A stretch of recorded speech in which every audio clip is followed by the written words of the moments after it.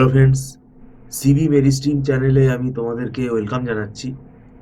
তোমরা MAKAUT university থেকে যারা এমসিএ পড়ছো এবং 2025 সালে যারা ফার্স্ট সেমেস্টারে অ্যাডমিশন নিয়েছো, মোটামুটিভাবে তোমাদের আস্তে আস্তে কলেজও স্টার্ট হয়ে যাচ্ছে এবং আহ, মোটামুটি এখন তোমাদের কলেজ স্টার্ট হয়ে যাবার পরে আর কিছুদিনের মধ্যেই তোমাদের দেখবে আহ, জানতে পেরে যাবে যে আমাদের ফার্স্ট সেমেস্টারের পরীক্ষাটা কবে হবে। আমাদেরকে অনেকে জিজ্ঞেস করছে, কিন্তু ফার্স্ট সেমেস্টারের পরীক্ষা আমরা একটা গেস করতে পারি, কেননা আমরাও এখানে ওয়েবসাইট ফলো করছি। আহ, পরীক্ষা আমাদের ব্যক্তিগত যদি মতে বলো তাহলে মার্চ মাস নাগাদ হতে পারে, সেটাও সম্ভাব্য হিসেবে আমরা বলছি, প্রেডিকশন করছি আমরা। কেননা এটাই এখন একটা চিন্তার বিষয় হয়ে গেছে যে অনেকে বলবে যে আমি তো এই তো অ্যাডমিশন নিলাম, তো সেটা তার দিক থেকে ঠিক আছে, কিন্তু এটা মানে ইউনিভার্সিটির যে মানে কবে হবে এক্সামটা, এটা তো পুরোপুরি সম্পূর্ণভাবে ইউনিভার্সিটির ডিসিশন। এখন আমাদের জানুয়ারি, ফেব্রুয়ারি, মার্চ, আচ্ছা মার্চে যদি পরীক্ষা নাও হয়, এপ্রিলেও যদি হয়, তাহলে জানুয়ারি, ফেব্রুয়ারি, মার্চ, 3 মাস তুমি টাইম পাচ্ছ। এপ্রিলের থেকে আর পেছবে বলে মনে হয় না, কারণ ওদিকে একটা জিনিস মাথায় রাখবে, ইভেন্ট সেমেস্টারও খেয়াল করতে হবে, ইভেন্ট সেমেস্টারও কিন্তু স্টার্ট করতে হবে। সেকেন্ড সেম, তো সেকেন্ড সেম তো আইডিয়ালি জুন মাস নাগাদ হয়, তো ইভেন্ট সেম তো ওইভাবে পেছাবে বলে আমার মনে হয় না। তাহলে এই কথাগুলো কেন বলছি, তার কারণ হচ্ছে একটাই প্রশ্ন, সেটা হচ্ছে যে আমি সিলেবাসটা তাহলে এখন কি করব। আমি তোমাদের অনেক দিন আগে বলেছিলাম, যখন ওয়েস্ট বেঙ্গল জেকা 2025-এর এক্সামের যখন ডেট ডিক্লিয়ার হয়নি, তার আগেই থেকেই আমি বলেছি, মোটামুটি তাহলে অক্টোবর মাসের আগে থেকে আমি তোমাদের বলেছি যে তোমরা ভাই এমসি এর পড়া শুরু করে দাও, কারণ এমসি এর সিলেবাস কিন্তু সমুদ্র। এটা স্মার্ট যদি তুমি হতে হও তাহলে তুমি পড়া শুরু করে দাও। এবং জেকা এক্সাম হয়ে যাওয়ার পরও আমি তোমাদের বলেছিলাম যে পড়া শুরু করে দাও, রেজাল্ট দেখো বেরিয়ে গেছে, তারপরেও বলেছিলাম পড়া শুরু করে দাও। তো এটা আমাদের কথা সবাই শুনেছে, সবাই শোনেনি, এটা সব মিলিয়ে মিশিয়ে হতে পারে। তারপর আমাদের একটা ফেস্টিভ্যাল সিজন থাকে, তারপরে রিসেন্ট আমাদের 25 ডিসেম্বর, 31 ডিসেম্বর এগুলো গেল। এই এই যে সময়গুলো, তাহলে মানে অনেকেই ঘুরতে বেড়াতে যায়, সেটা স্বাভাবিক, সেটা ঠিক আছে। কিন্তু এখন আমাদের বর্তমানে অনেকেই ফোন করে বলছেন যে আপনারা তাহলে টিউশন তাহলে পড়াচ্ছেন তো।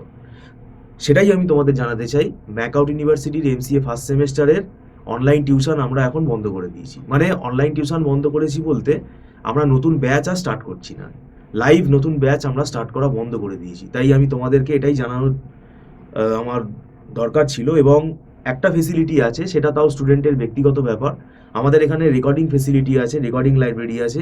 যদি তোমরা মনে করো এমসিএ ফার্স্ট সেমেস্টারের যে সিলেবাস, সেই সিলেবাস অনুযায়ী আমাদের রেকর্ড ক্লাস করা আছে, সেই রেকর্ড ক্লাস তোমরা পারচেস করতে পারো, সেটা টার্মস অ্যান্ড কন্ডিশনের বেসিসে পারচেস করতে হয়।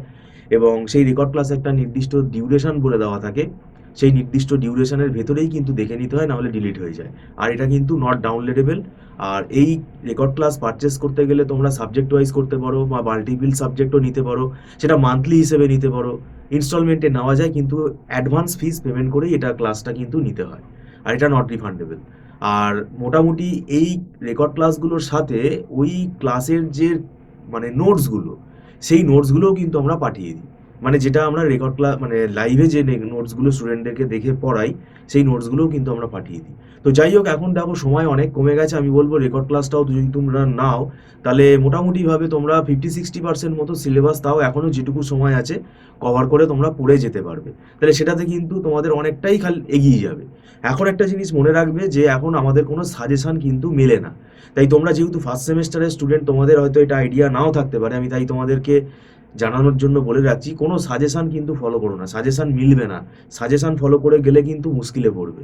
এখন নিয়ম হচ্ছে তোমাকে সবই পড়ে যেতে হবে, কারণ এখন কনসেপ্ট বেসিসে কোয়েশ্চেন হয়, এবং কোয়েশ্চেনের প্যাটার্নটাও কিন্তু এখন চেঞ্জ হয়ে গেছে। তো সেই জন্য আমি তোমাদের বলছি যে কনসেপ্ট বেসিসে কোয়েশ্চেন হয়, তাই এখানে কিন্তু তোমাদের পুরো সিলেবাস পড়ে যেতে হবে। এখন সময় কতটা আছে কি নেই সেটা সেটা এখন ভেবে লাভ নেই, তোমাকে পড়ে যেতে হবে, কিছু করার নেই। আমরা এখানে দীর্ঘ 9-10 বছর পড়িয়ে আমরা এমসিএ পড়িয়ে পড়িয়ে অভ্যস্ত হয়ে গেছি, সব ইউনিভার্সিটি আমরা এমসিএ পড়াই। তো আমাদের এখানে একটা ওয়েল ফরম্যাট হয়ে গেছে, কিভাবে তাড়াতাড়ি সিলেবাসটাকে কিভাবে স্টুডেন্টদেরকে বোঝাতে হবে, কিভাবে কোয়েশ্চেন প্যাটার্ন কি আছে, কোন টপিকগুলো স্কোরিং টপিক, কোন টপিকগুলো আগে পড়তে হবে, কোন টপিকটা বাদ দিলে সেটা কোনো এফেক্ট হবে না, এই হিসেবটা কিন্তু আমরা করতে পারি এবং এই হিসেব করেই আমরা পড়াই। আর আমরা এখানে পরীক্ষার ওই বলে দিলাম 2 মাস আগে, 1.5 মাস আগে আমরা কিন্তু অ্যাডমিশন নেই না। এই এখনই তো আমি বললাম। এখন অনেকে মানে অবাক হয়ে যাচ্ছে যে কি বলছেন স্যার, আপনি এখন অনলাইন টিউশনে নেবেন না? না, এখন আর নেবো না, কারণ এমসিএ মাস্টার ডিগ্রি যেহেতু এটা নেবো না।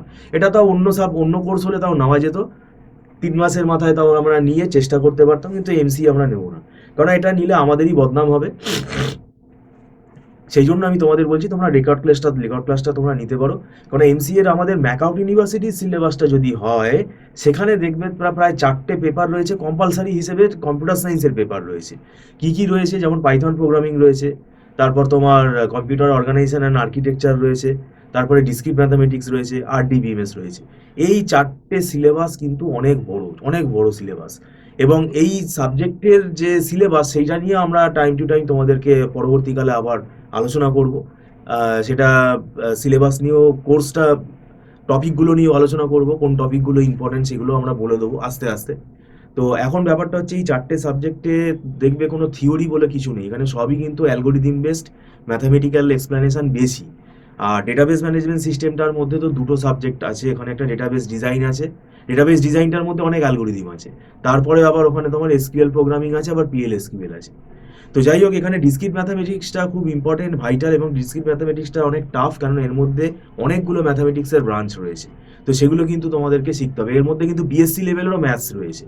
তো সেটাই আমি তোমাদের বললাম যে এখানে সাবজেক্টের সংখ্যাটা অনেক বেশি, কারণ এখন তো এমসিএ ম্যাকআউট ইউনিভার্সিটির সিলেবাসটা যদি দেখো তাহলে সেটা 2 বছরের হয়ে গেছে, এবং 2 বছরের কোর্স যেহেতু, তাই এখানে এটা আমাদের এখন প্রায় অ্যাভারেজে প্রত্যেকটা সেমেস্টারে 5 থেকে 6টা করে সাবজেক্ট এসে গেছে, এবং সিলেবাসটা যথেষ্ট স্ট্যান্ডার্ড সিলেবাস এবং লেটেস্ট সিলেবাস।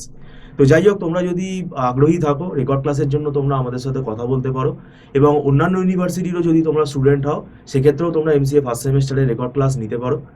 আর ভিডিওটা সম্পূর্ণ দেখার জন্য তোমাদেরকে ধন্যবাদ জানাচ্ছি। আর একটা কথা বলে রাখি, যদি তোমরা সেকেন্ড সেমেস্টারে পড়ার জন্য আগ্রহী থাকো, তাহলে এখন থেকে তোমরা কথা বলে রাখতে পারো। সেকেন্ড সেমেস্টারটা কিন্তু সময় কিন্তু কম হবে, কেন এটা আমরা কিন্তু হিসেব অনুযায়ী বলছি। কেন জুন মাসে যদি পরীক্ষা হয়, তাহলে সেক্ষেত্রে কিন্তু হিসেব বলছে তুমি সেকেন্ড সেমেস্টারের জন্য ফার্স্ট সেমেস্টারের পরীক্ষা হয়ে যাওয়ার পর খুব বেশি কিন্তু টাইম কিন্তু পাবে না। তো সেই হিসেবে আমি আগে থেকে বলবো তাহলে পড়া শুরু করে দিও। তো যাই হোক, ভিডিওটা সম্পূর্ণ দেখার জন্য থ্যাংক ইউ সো মাচ।